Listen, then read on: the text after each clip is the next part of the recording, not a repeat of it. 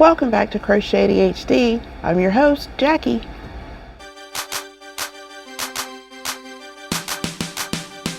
If this is your first time visiting, you are a one-hit wonder. I'm glad you're here. I hope you stick around. If you're a repeat offender, a member of the GlamFam, let me ask you this. What's your function? Okay, tell me you didn't sing that. Come on. Isn't this the coolest mug you've ever seen? Okay, so as you can see from today's title, the episode is about crocheting with spoons. Now, if your first question is that some new technique that I am not familiar with, then, well, just buckle in. Technically, or the reason why I came up with this idea is because I was watching Fibromyalgia Yarn Resin. I believe that's her channel name. I'll put it right here. She was talking about spoons, and anybody who has ever been diagnosed with an autoimmune disease, I feel like they're familiar with the concept of the spoon theory. And essentially, it just means that in a given day, everyone is given, say, 10 spoons, like just every human on the planet. But when you have some sort of chronic illness, autoimmune disease, you don't start out with 10. You tend to start out with maybe 8. But every activity that you do requires spoons, and some require more spoons than others. You know, as an example, for me, I do have an autoimmune disease, plus I have ADHD. And let me back that up. Anyone who's ever been diagnosed with an autoimmune disease is probably aware that you have one autoimmune disease, you probably have at least 2, because they don't do solo. So I have 2 autoimmune diseases, plus I have ADHD. I start out each day probably with 6 spoons. So it requires, you know, so many spoons to do an activity. Now I have some place that I'm supposed to be at 7 o'clock tonight, and it is currently 10 o'clock in the morning, but I'm already partially dressed for what I have to do tonight, because it took, I think I've used 5 spoons already today. Sometimes if we can manage it, we might be able to add one small thing to our list, but we're borrowing from tomorrow's spoon allowance. So it's a continuous thing, and oftentimes we end up in spoon debt. So the spoon theory, I thought, was, at first, you know, when I was first diagnosed in 2014, I thought that if I just made a few changes, that I would be okay. And, you know, before I started YouTube, I was a soap maker, and I had a small business. And for from the beginning of the business, I started it in 2010, and I feel like I'm talking like a crazy person. Okay, in 2010 is when I started the business, and we would go to markets and, you know, different events. But every time it started to get warm, so right around April or May, it was getting to the point where it was too hot for me to be outside. And that made, you know, doing all of these weekly events very, very taxing. So in 2016, was it 26? In 2017, I thought opening up a storefront would alleviate the issue of, you know, dealing with the weather conditions. And well, that didn't work. It actually made things a little bit worse, because it required executive function, which as an ADHDer, I don't really have. So between that and just the physical exhaustion of trying to keep up with inventory and, all of that, closed the business, the brick and mortar in 2020, and then COVID hit, of course. And I feel like I'm still in debt from those 3 years of the brick and mortar. So even when it comes to doing things that I enjoy, such as crochet, it can be an issue. Mostly, at least for me, it's mostly mental. If I can just pick up something that is like an old standby, a pattern that you just know and you don't have to think about, then I'm good to go. And right now I'm working on yet another Pursuing Peace shawl because the pattern is right here and I needed something to do with my hands. I haven't been having a bad week, but I hadn't been having a great week. And one day, taking my daughter to work, we were listening to Sirius XM 80s on 8 because, of course, that is the only thing I really listen to. And I started talking to her about some of the really cool punny names. Let me step back. So when I was making soap, all of the names of my fragrances were often puns of song titles, such as I had one that was a mint.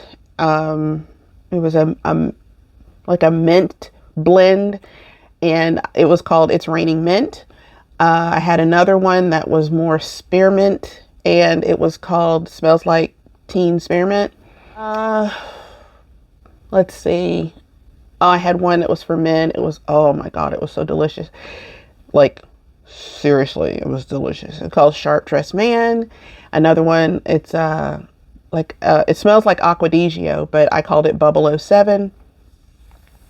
And one that smelled like Fruit Loops, and it was called Saturday Morning Cartoons. Now, that wasn't, not all of them are puns, but some of them are just like, because scent, funny story, side note, I guess, scent is the #1 trigger for memory.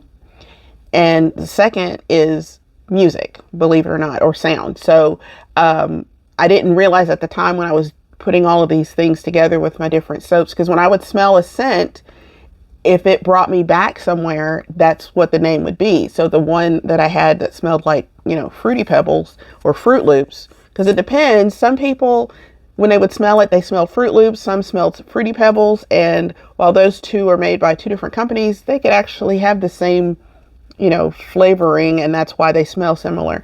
But when I smelled it, it reminded me of sitting on the floor with a big bowl of cereal, watching cartoons on Saturday mornings. So Saturday morning cartoons.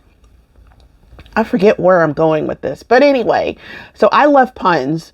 And so in the yarn world, I have seen a few things that are really clever and punny, but I don't feel like a lot of people recognize the pun. Was it Wool and the Gang? I mean, the name of that company just immediately leaped out to me because I was like, that is way cool. And then when I found out that one of their more popular bases is called Crazy Sexy Wool, and I'm like, okay, these are my people, because hello, Crazy Sexy Cool, Crazy Sexy Wool. Yeah, I'm hoping people get it. Someone is a sweet skein of mine, sweet child of mine. Yes. Oh yeah. So anyway, I was telling my daughter all about, these clever punny names. And a little while later, after I dropped her off at work, she called me and she says, okay, I made you something, and I want you to look at it. And I was like, okay. So again, and I hadn't been having the best week. So she sends me a text with, hang on, let me get it. I am not a fan of this iPad. Ugh. So she sent me this list And it made me smile so hard that like tears formed. Are y'all ready? Okay. I'll be all right without you. Any way you want it. You shook me all night long. Rock the cashmere. Every little thing she does is mohair. Baby, I love your wool. Live and let die. Viscose killed the RADIOSTAR. All nylon. Dye of the tiger. Heal the world. That's a sock yarn. Like a virgin wool. And a category for a weight of yarn or a blend of yarn would be like mohair bands. That's just a few of the things that she sent me. And again, I was like, okay, see, I need a job where I can name either dye colorways or yarn bases. I need that job. If somebody is looking for cool punny names, especially if the puns have to do with song titles or anything related to that, I'm your girl, okay? I'm just saying.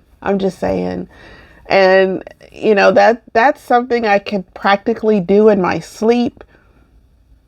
But her list is amazing, and some of these I want to get put on t-shirts. So if I ever get merch, I think we're going to have something that says rock the cashmere, because rock the cashmere and dye of the tiger. Come on, you guys, oh my gosh. So yeah.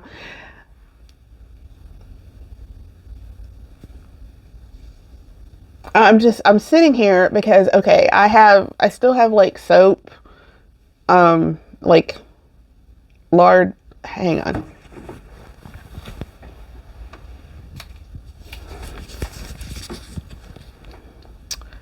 See that?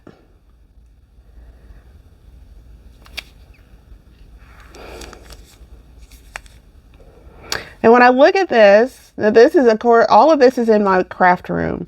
So when I look at this, it makes me a little sad because, you know, I can't do what I used to do. But I did it for 10 years and I made people happy. I helped people with their skin issues and whatnots. And yeah, I got Wash This Way, Hall & Oates, which is an unscented soap that has oat milk and oatmeal. AC/DC. Now, AC/DC was made with activated charcoal and Dead Sea mud. So it was AC/, I'll put this on the screen so I don't have to like spell it out, but hopefully you get it and it makes all the sense in the world. Yeah. Now, I have like,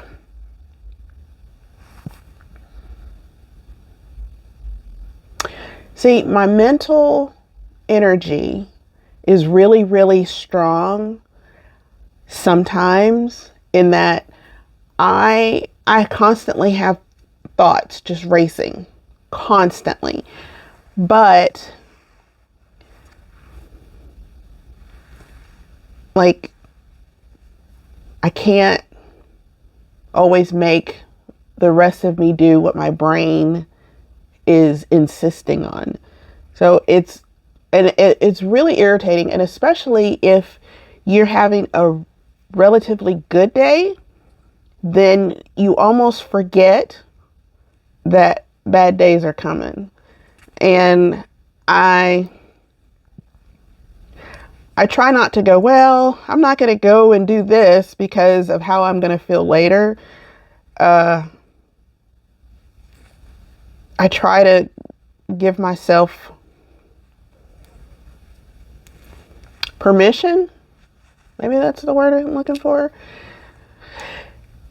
to do whatever. And then, you know, usually while I'm doing it, especially if it's something that I thoroughly enjoy, I will overexert myself, and not because I'm trying to be a superstar or anything. It's just because I'm having such a good time, and I hadn't had a good time in a long time. So I'm like, yeah. And then my body reminds me the next day.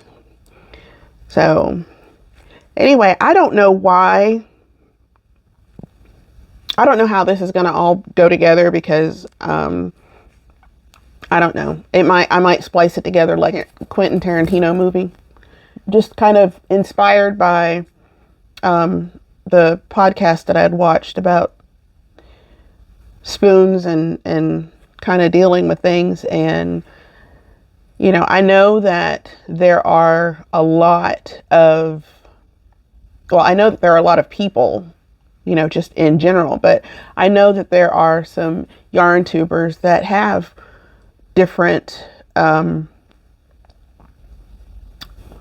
autoimmune diseases, or I don't know. They have, you know, chronic illnesses of sorts, and we always try to put on, you know, a brave face. And, you know, I think like back when we did Podcaster Spirit Week, what was that, in October? And, you know, we filmed, it was like, you know, a video a day. And I know, like, after day 4, I was like, oh my goodness. Ugh. You know, I powered through. But then there are people who did like Vlogmas, and that's what, 24, 25 days in a row. And again, all those that were able to do it, I know what the return on that investment is or will be. So, you know, we're trying to do the best that we can within our limitations. And, you know, everybody's limitations are different. Knowing that, this is going to sound strange, in the small business, I don't remember what I'm saying. It's just nice. It's nice knowing that in the YouTube community, in the yarn tube community, that it's different than, like, it's nice to know that there are others who have limitations, and they still do what they can. And nobody, at least the masses, aren't, you know, out for blood because, oh, she didn't post for, you know, 2 weeks, or, you know, whatever. I don't know. It's just a nice thought. I'm kind of rambling, but I don't know why.